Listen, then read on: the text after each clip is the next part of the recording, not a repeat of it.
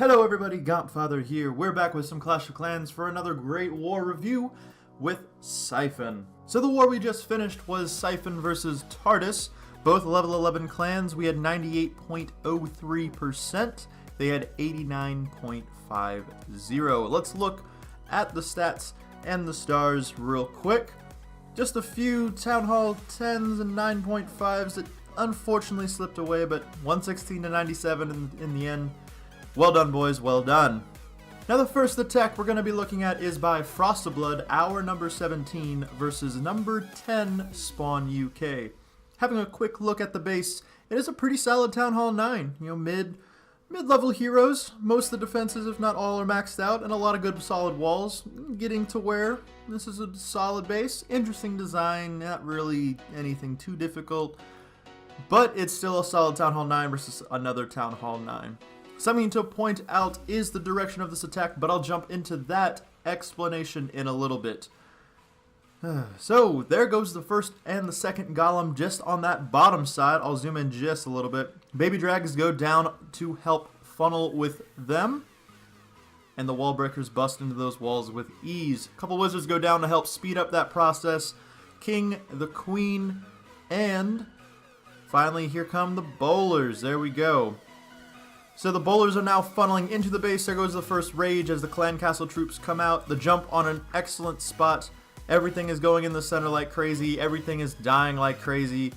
There goes the clan castle as if there was really anything to object. But this is what I wanted to point out. And you'll notice here in a second as those little golemites go over the double giant bomb.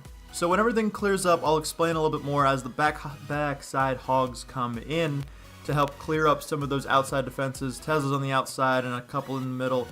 And the queen takes out the town hall just as the king dies. But once everything clears up just a little bit more, I'll explain why as those hogs are finally funneling this in. So let me pause it real quick. This is why he went at the bottom of the base. You'll notice those big ass explosion spots where one of the kings are dead and the other just below the queen. The two double giant bomb spots. They could have been other places in the base, such as where those double Teslas are, or on the other side of that wizard tower that the hogs are at now, but that is the reason why he went from the bottom and split up, so he could disarm both sets of double giant bombs. That way the hogs have absolutely no problem whatsoever with this base.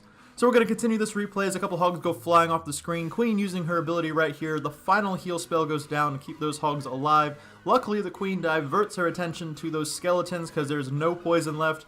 And a baby dragon, a wizard, and it looks like another wizard are helping clean up on the outside.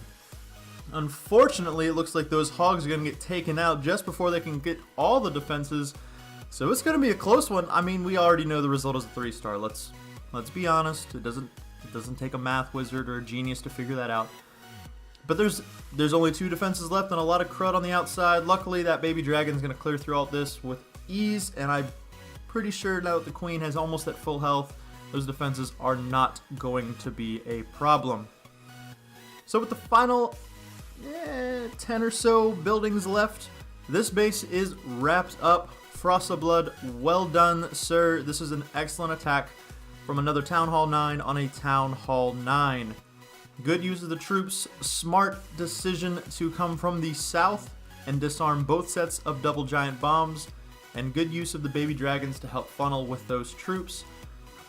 An excellent attack. Well done, sir. Well done.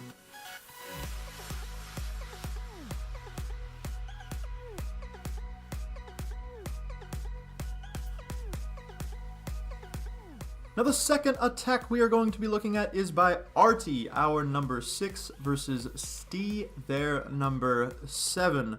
This one has a little bit higher troops, but another Town Hall. This looks like 9.5, but I think the only addition is a few of those extra walls on the outside kind of randomly scattered about. Not sure the point of that. And the Town Hall, of course, being a Town Hall 10, but I don't think there's any other things, maybe a few traps, but I don't think any more. But you'll notice the army comp is HGHB. We got healers, giants, hogs, and bowlers. So zooming in a little bit, we got the giants coming down over here with the healers right behind them.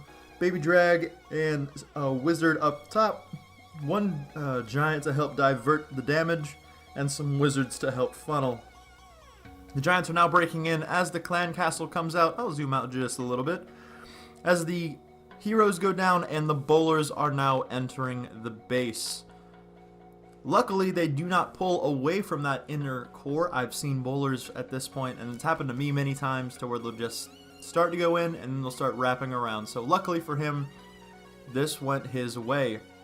We got the second rage now as the bowlers and the giants are doing work, just ripping through this base as if there's really no problem to it. Air defenses are going down all over the place as the backside hogs are coming in from the top. Now that the king is in the middle, we have no problem whatsoever clearing out the rest of that crud in there as the final hogs come in from the top and the heal spell goes down. Yeah, we got a few of the bowlers going around the base at the bottom, but those are of no concern. Everything is happening up top of this base. There's a double giant bomb, but the final hogs, there they are. They're coming on that backside, taking out that archer tower as the final heal spell goes down. There's a few more defenses left, but now with our heroes, both of them are still up, as well as a few more hogs. This base is really no problem whatsoever. Only a handful of defenses left. And here come the final hogs as the rest of the troops are now out and about for cleanup. A very good attack, RT using HGHB. Just wanted to highlight that strategy against a very good base, despite the lack of use of these outside walls. That still confuses me. But nonetheless, it was a good strategy. Interesting enough, this base had no double giant bomb spots. They were all just kind of scattered about. And sometimes what they do is that they'll put the giant bombs near a wizard tower, and that splash damage will act as a double giant bomb. But that was not the case. None of these are even near a wizard tower. Not sure what the reasoning is for that. But the final defenses, oh look at that, there's a builder's hut way up there. He'll get it. We already know this is a 3-star attack, of course. But that's a little hike as the queen and all the rest of the troops go marching around. RT, well done on this attack. A good strategy against a good base. Congratulations on making the number 2 spot in this video. Now the final hit that we're going to be looking at is a Town Hall 9.5 versus Town Hall 10, it looks like. This one's got some Inferno Towers. Therefore, it's not a 9.5. So looking at the army comp, we've got some bowlers, we've got a lot of miners, a couple other troops there, and some high-level heroes. So going into this attack, we'll zoom in just a little bit. Baby Dragon and another Baby Dragon are going in, sandwiching the spot where the Town Hall and those Inferno Towers are. In truth, the strategy for this, since there's bowlers and there's miners, is to corner all of those buildings so there's a nice funnel. There goes the bowlers right there, taking out a lot of those. Not really a lot. I guess there's 2 buildings. What am I talking about?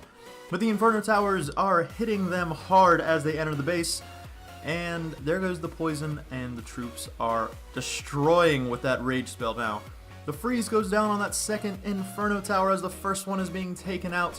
And the queen and the king are mowing through the inner part of this base. And a few miners are coming in as well to help that center. But the majority of them, excuse me, are going down on that western side.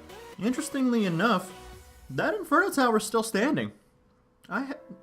Not surprising.